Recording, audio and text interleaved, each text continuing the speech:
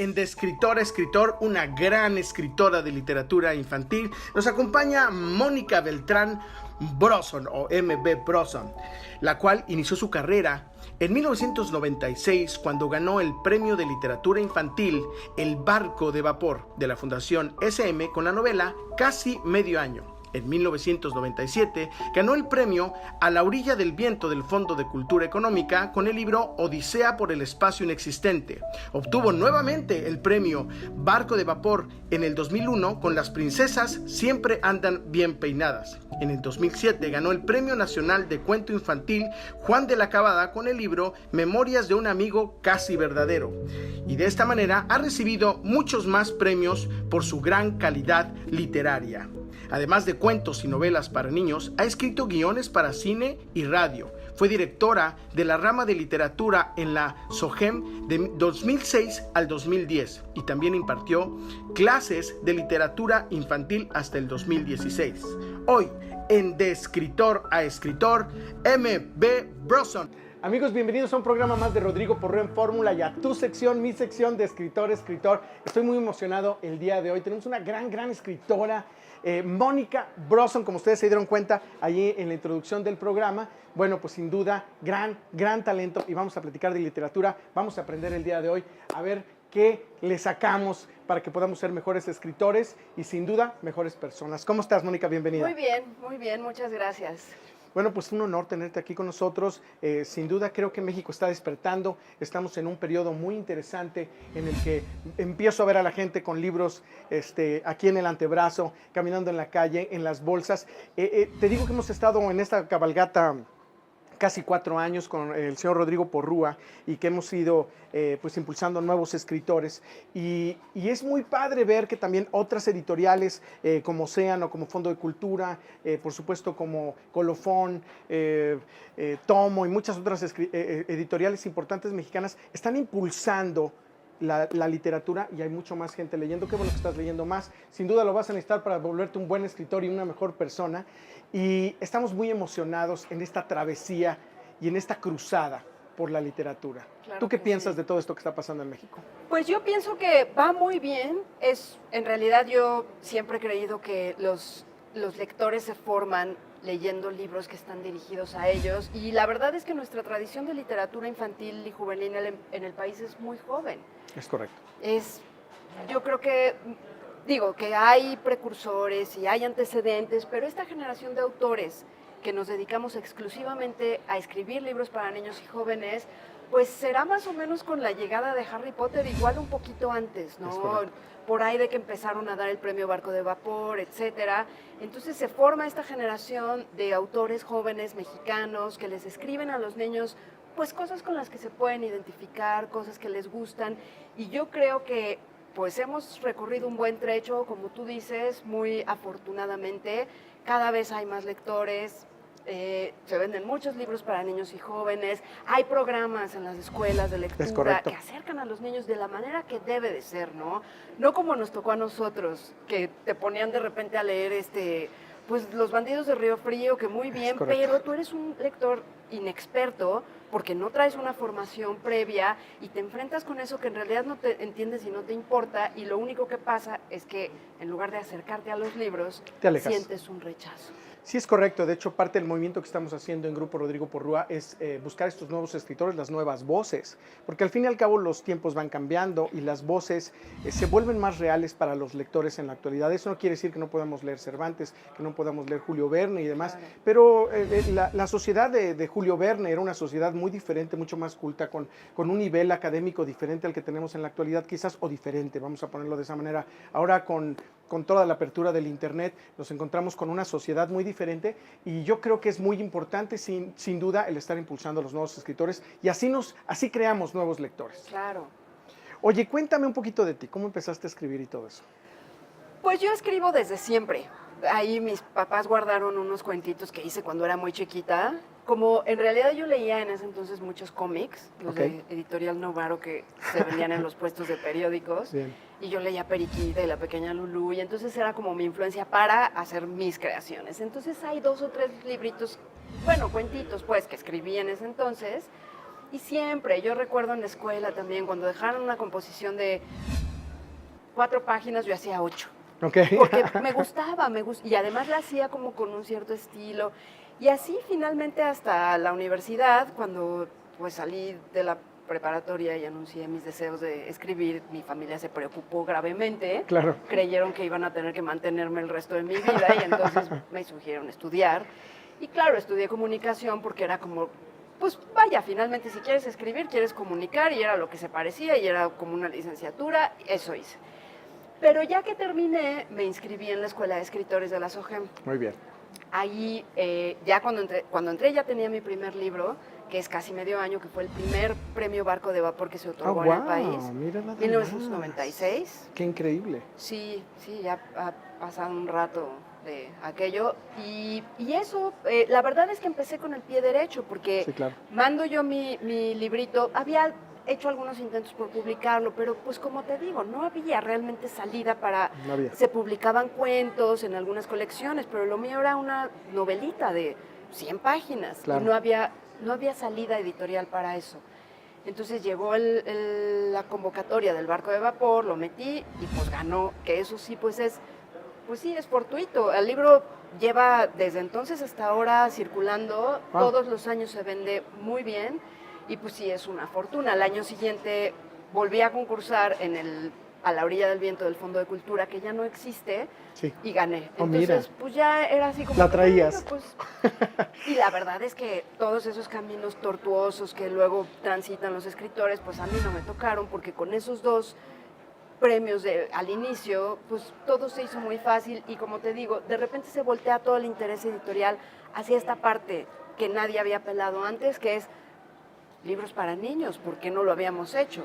Y entonces todo el mundo empieza un creciente interés por publicar, por buscar nuevos escritores. Los escritores empiezan a voltear para allá también, ¿no? Porque claro. Cuando yo entré a la SOGEM y me dieron la clase de literatura infantil, todo el mundo decía... ¡Qué flojera! ¡Qué flojera! O sea, que está el patito feo y todo el mundo se imaginaba, ¿no? Como ubicaba la literatura infantil necesariamente con las fábulas, con los cuentos de hadas y no... Se empieza a abrir el panorama pues de una manera exponencial hasta el día de hoy. Claro. Sí, sin duda, yo creo que tenemos al gran Elmer Treviso, que ha estado ahí cursando también en esta línea de los chavos y que es muy importante porque es el futuro, son nuestros futuros lectores y creo que es muy importante poner atención a todo lo que es la literatura juvenil e impulsar a nuestros jóvenes, a nuestros hijos a leer, ¿no? Hay un gran trabajo que están haciendo las escuelas, las editoriales también estamos enfocándonos en esa dirección y creo que se viene un gran futuro ahí. ¿Cuál crees que haya sido el secreto de tu éxito? Pues yo creo que lo que más llama la atención de mis libros es el sentido del humor. Ok. Eso es algo que siempre, y además queriendo no, me sale, ¿no? Desde casi medio año, que en realidad es un libro que no se trata de mucho, es un diario de un chavito, un poco como el pequeño Nicolás, un poco como Manolito Gafotas. Este es un niño mexicano que cuenta en su diario las cosas que le pasan a lo largo de casi medio año de su vida. Y entonces tú dirías, ay, bueno, pero ¿por qué leeríamos eso? Pues es que es muy gracioso. Okay. Entonces a mí me gusta divertirme cuando escribo. Y de hecho hay libros que he escrito que tocan temas realmente muy dramáticos, como 36 kilos, que toca el tema de la anorexia. La anorexia, sí. O Vengadora, que es mi penúltimo, que es un catálogo de casos de bullying. Y tiene esos chispazos, ¿no? Que también sirven como... pues para descargar un poco la tensión, pero pues no sé, yo creo que es mi recurso más vital. Yo creo que es muy importante, en México el sentido del humor es algo que se toma a diario, ¿no? En el mundo del ligue es la herramienta primordial. Ahora con los mundos de los escritores es la manera en la que seduces a tus lectores, ¿no? Así es que creo que sí, definitivamente tus libros tienen un gran sentido del humor y te hace divertida la lectura y te hace mejor el momento, ¿no? Entonces sin duda es una gran herramienta, ¿verdad? ¿Cómo es que tú escribes? ¿Cuál es tu sistema? ¿Cómo le haces tú para escribir? Pues soy muy indisciplinada, para empezar. Yo veo que de repente hay colegas que escriben como con cierto horario y todos los días. Yo no. A mí cuando me surge una idea, entonces es como un atascadero así, entonces me encierro, escribo todo el tiempo estoy pensando en eso. Me puedo aventar un proyecto, bueno, ya no, ahora soy mucho más lenta que antes, pero, por ejemplo, mi último libro personal, porque recientemente saqué uno que es una antología, bueno, forma parte de una antología de bullying, con 3 colegas muy talentosos que se llama Acosadas. Okay.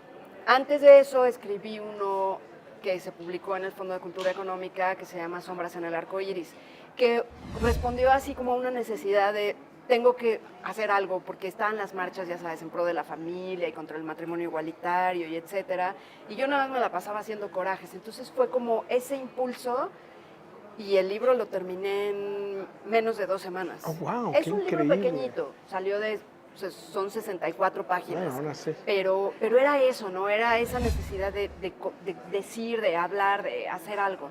Okay. Entonces, pues eso, muy rápido, y luego dejé de escribir, no sé, 4 meses, okay. De repente me da culpa y digo, ay, no he escrito en tanto tiempo, pero entonces surge algo, surge un encargo, por ejemplo, como eso, ¿no? Me invita mi querido Andrés Acosta a participar en esta antología de bullying. Yo ya había escrito mucho sobre el particular, pero dije, bueno, pues cómo no. Claro. Entonces acepto el proyecto y eso, escribo algo que pues es un cuento de 60 páginas, que es casi una pequeña novela, Así ¿no? es. Entonces, cuando me pasa eso, me atoro el síndrome de la página en blanco, que ahora es pantalla en blanco, porque es bien raro ya que tenga páginas en blanco. Es verdad. Entonces eso, trato de buscar por otro lado. Ok, eso está muy interesante. ¿Algún sistema en particular? ¿Haces algún boceto? ¿Cuál es el sistema que tú usas para poder escribir? Depende de la naturaleza del proyecto. Cuando se trata de un proyecto relativamente corto como este que te platico de Sombras en el Arco Iris, pues fue al hilo. Cuando presenta un poco más de complicación, por ejemplo, tengo un libro que se llama De Drácula a Madero, que acaba de salir también la reedición en Castillo. Ok. Es un libro que publiqué para el centenario de la Revolución y ahora se reeditó, y es una historia sobre la decena trágica. Son 2 chavitos que viajan en el tiempo por un accidente y de repente se ven cuando inicia la decena trágica el 9 de febrero de 1913. Okay. Entonces ahí sí tuve que tener como un calendario, un esquema, tenía pegotes porque era el calendario de 1913, claro. El calendario de 2010, cómo iba yo amarrando pues, todos los eventos y circunstancias, notas de periódico, me fui a la hemeroteca, entonces tuve que ser mucho más ordenada y esquematizar desde un principio para que todo ajustara bien y no hubiera como huecos esos temporales, etcétera, ¿no? Claro. Pero en general, eso, me arranco primero y luego trato de hacer digamos, una escaletilla muy breve, ¿no? En este capítulo pasa esto, en este, lo escribo en el mismo archivo sobre el que estoy trabajando la novela y ya, pues eso, le hago. A veces lo escribo y lo planeo y luego acaba siendo otra cosa. Totalmente otra cosa, sí, así pasa. Pero te sirve como una base para, sí, claro. Como un soporte, ¿no? Para organizarte. Claro. Exactamente. ¿Cómo organizas tu vida? Imagino que tienes familia y demás, y ¿cómo le haces para vivir a pesar de ser un escritor? Pues familia así como hijitos y eso no tengo, entonces eso me deja mucho tiempo libre, y mucha holgura económica y etcétera. Pero sí, tengo sobrinos a los que veo muy a menudo y tengo familia. En fin, yo creo que cada quien se va organizando, ¿no? Hay gente como mi querido Toño Malpica, que eventualmente estará aquí, que tiene hijos, tiene una banda, toca el piano, escribe infinitamente mucho e infinitamente bien, entonces pues a él habrá que preguntarle cómo le hace, ¿no? Pero no, en realidad para mí es muy sencillo organizarme. Qué bien, pues te agradezco muchísimo, espero que les haya servido toda esta plática tan interesante con Mónica Brosson. Y bueno, pues te voy a regalar mi libro del Séptimo Protector, a ver qué piensas de él. Tú que escribes gracias. También para chavos y demás. Espero que te guste muchísimo. Claro que y por supuesto espero que me dediques tu libro para que también me lo devore. Con muchísimo gusto. Y pues te agradezco muchísimo. No, a ti.